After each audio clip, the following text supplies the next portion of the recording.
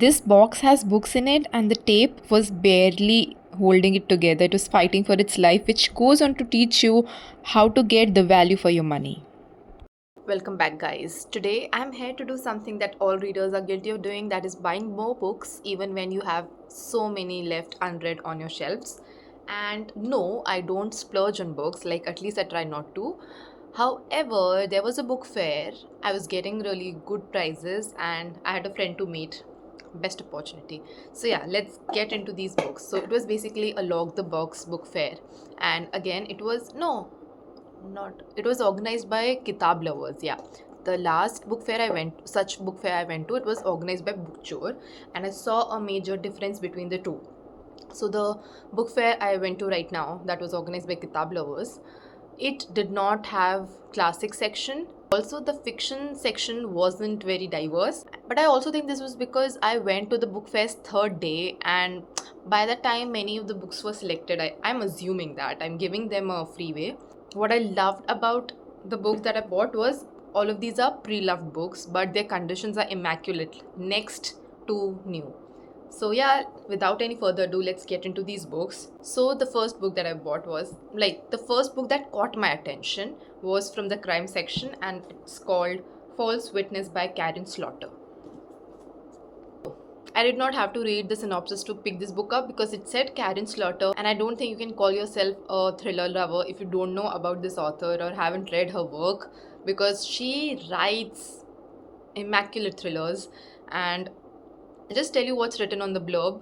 It says, Leigh doesn't like to talk about her sister, about the night that tore them apart, about what they did, but someone else is about to. How far will Leigh go to protect her family? Okay, so also while I was reading this there, I found that it resonated so much with one of her other books that I'd read. That was my first Karen Slaughter book, and that is Good Daughters by Karen Slaughter. It was perfect. It had the perfect pacing. It was like fast paced when there was, action going on, and had a balanced slow paced when some reflective or emotional scene was going on. It was so good. Also, it was, I guess, if I'm not wrong, it was my second or third thriller I've ever read, and that was pretty recent during my boards 2019. Yeah, I read it that time, and definitely read it. Another of Karen Slaughter work that I read was Pretty Girls. So if you're looking for a thriller that's graphic, that doesn't shy away from terrific details of brutal things, and I'm saying brutal in the most extreme form, it has several trigger warnings, but it's also so emotional. After I read that book, I was just staring at my wall, and I was like, there were tears coming down my face. So Karen Slaughter is my auto by author, I guess. Another book that I picked up from the crime section was again by Karen Slaughter, and I guess that is such an apt name for a thriller author. So the book's name is Girl Forgotten. It says, a teenage girl, Emily Vaughn, seems like any other teenager, but she's hiding a terrible secret. A night that ends in tragedy, a night of prom, Emily is brutally murdered, but there are no arrests, no justice, an unsolved mystery. For 40 years, Emily's killer has gotten away with murder. But now the truth must come out because they're about to strike again. I have really high expectation from these books, and these two are pretty chunky books. And Karen Slaughter, I guess that is her way of writing because she likes her thrillers to be, emotionally engaging also. Next book that I picked up from the crime section was Anatomy of a Scandal, and I literally, I think this was God's sign, because the day I was going to this book fair, the morning of the day, I was seeing something on Google, and it was recommending me some thrillers or something, and this book came up, and out of all suggestions that Google made, this was the one that caught my attention, and I even Googled its prices on Amazon, and couldn't have bought it that way. So when I found this in the book fair, I just picked it up. I don't even know what it's about. Let's see.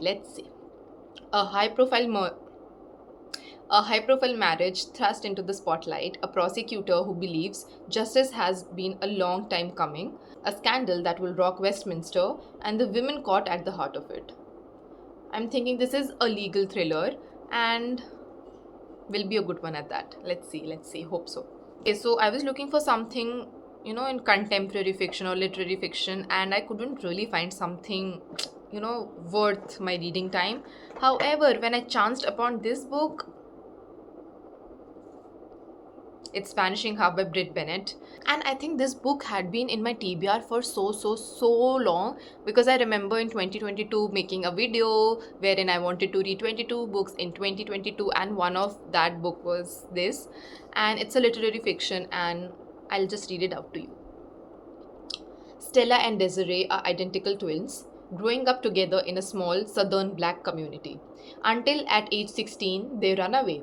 Years later, everything about their lives is different: their families, communities, and racial identities. One sister lives with her black daughter in the same southern town she once tried to escape. The other sister secretly passes as white, and her husband knows nothing of her past. Still, separated by many miles and just as many lies, the fates of the twins remain intertwined. What will happen in the next generation when their own daughter's storyline intersect? So yeah, that's Vanishing Half by Britt Bennett for you. Next book was again something that I wished to read in 2022, and that was The Stationery Shop of Tehran. I know it's supposed to be sad, emotional, bittersweet, and I think I'll know much more about the Iranian politics. So yeah, I'm excited to read this. It says, Roya loves nothing better than to while away her hours in the stationery shop run by Mr. Fakhri.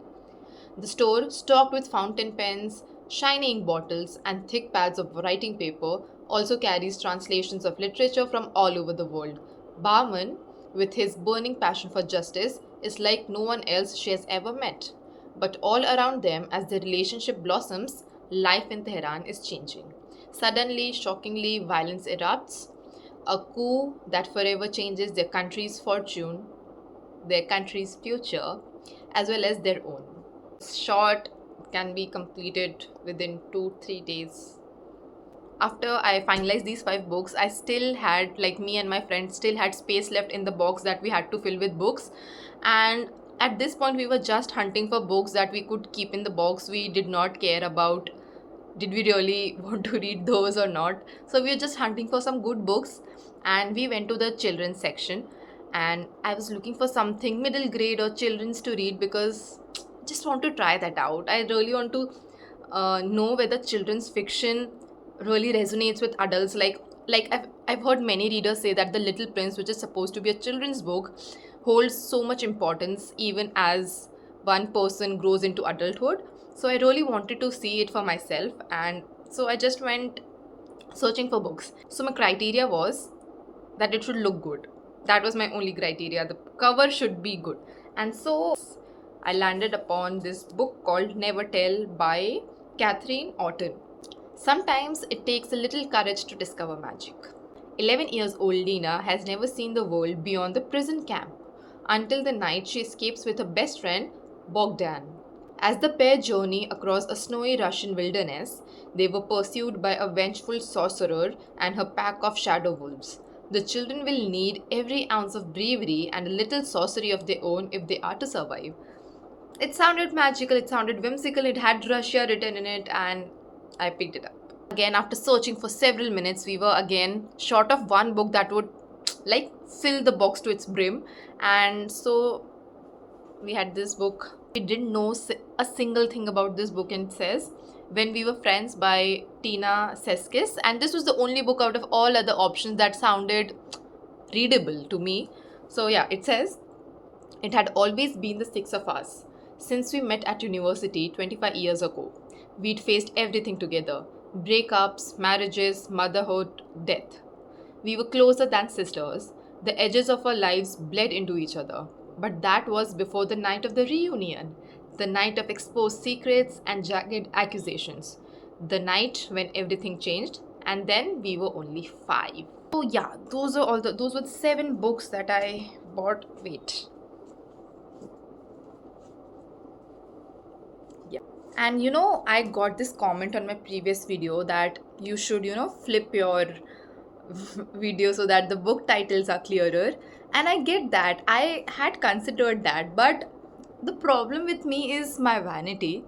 The thing is that whenever I switch off the mirror selfie option in the settings, and the resulted video is laterally inverse, like left is right, right is left, I look really bad. That is the only reason I wasn't flipping my videos, but now I think I'll have to find some new ways. So yeah, this video for instance is flipped so you can see the titles clearly. So yeah, that is all for this video. Let's meet again in the next video.